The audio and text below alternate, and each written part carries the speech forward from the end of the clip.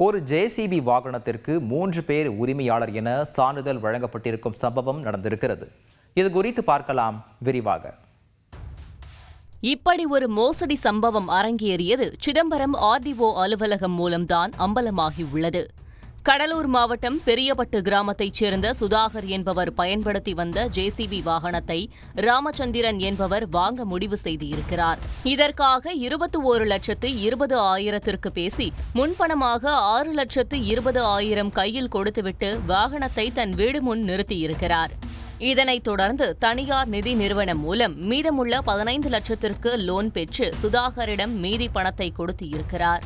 தொடர்ந்து ஜேசிபி வாகனத்தை தனது பெயருக்கு மாற்றுவதற்காக சிதம்பரம் ஆர்டிஓ அலுவலகத்தில் அனைத்து ஆவணங்களையும் ஒப்படைத்து இருக்கிறார் ராமச்சந்திரன். இதனைத் தொடர்ந்து 2 நாட்களுக்கு பின்னர் ஆர்டிஓ அலுவலகத்திற்கு சந்தோஷமாக சென்ற ராமச்சந்திரனிற்கு காத்திருந்தது பேரதிர்ச்சி. ராமச்சந்திரன் வாங்கிய ஜேசிபி வாகனம் ஏற்கனவே சென்னை KK நகரில் உள்ள ஆர்டிஓ அலுவலகத்தில் வேறு ஒருவரது பெயரில் பதிவாகி இருப்பதாக தெரிவித்து இருக்கின்றனர். இதனால் பதற்றத்துடன் சென்னை KK நகர் ஆர்டிஓ அலுவலகத்திற்கு வந்த ராமச்சந்திரன் நடந்தவைகளை கூறியிருக்கிறார். அப்போது ஆர்டிஓ அலுவலக அதிகாரி தெரியாமல் தவறு நடந்துள்ளதாகவும் இது ஏதோ ஃபேக் ஐடியால் இப்படி ஆகிவிட்டதாக அலட்சியமாக கூறியுள்ளார். ஏதோ ஒரு ஃபேக் ஐடி சார். இன்னைக்கு உள்ளது கார்டு ஸ்மார்ட் கார்டு இருக்குது. எந்த வண்டியாக இருந்தாலும் ஈஸியாக கண்டுபிடிச்சலாம். இப்போ இன்றைக்கி என் வண்டி ஒரிஜினல் ஆனாலும் என்கிட்ட ஒரிஜினல் ஸ்மார்ட் கார்டு, வண்டி ஒரிஜினல் எல்லாமே பேப்பர் எல்லாம் என்கிட்ட இருக்குது.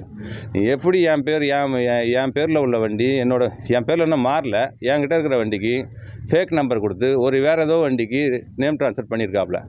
தினமும் நூற்றுக்கணக்கான வண்டிகள் வந்து போவதால் ஏற்பட்ட குளறுபடியை சரி செய்து தருகிறோம் என சென்னை KK நகர் ஆர்டிஓ அலுவலகத்தில் கூறியிருக்கிறார். இதனிடையே சென்னையில் பதிவாகி இருந்ததாக ஜேசிபி வாகனம் திடீரென திருச்சி ஆர்டிஓ அலுவலகத்தில் வேறு ஒருவர் பெயரில் பதிவாகி இருப்பதாக கூற தலை சுற்றி இருக்கிறது ராமச்சந்திரனுக்கு. அந்த அடுத்த 3 நாளில் KK நகர்லேருந்து திருச்சி ஆர்டிஓவுக்கு ஒரு 3 நாளில் அடுத்த டிரான்ஸ்ஃபர் போகுது. அதே அடுத்த 3 நாளில் திருச்சியிலேருந்து KK நகருக்கு வருது. 3 டிரான்சாக்ஷனு மாறுது.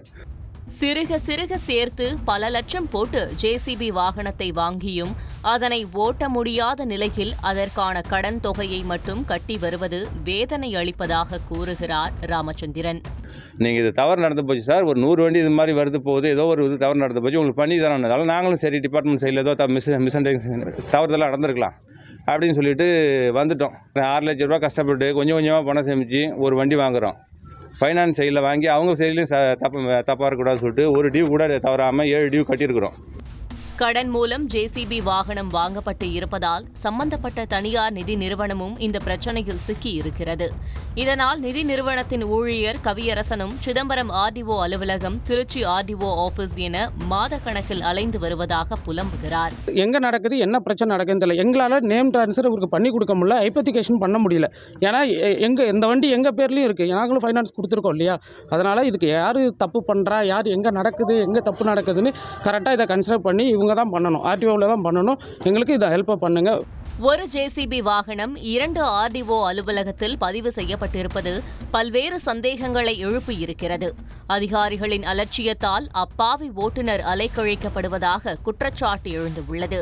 இதற்கு முக்கிய காரணம் ஆர்டிஓ அலுவலகத்தில் உள்ள ஒரு சில அதிகாரிகள் லஞ்சம் வாங்கிக் கொண்டு திருட்டு வண்டிகளை பதிவு செய்ய முயல்வதே இதுபோன்ற தவறுகளுக்கு காரணம் எனவும் கூறப்படுகிறது.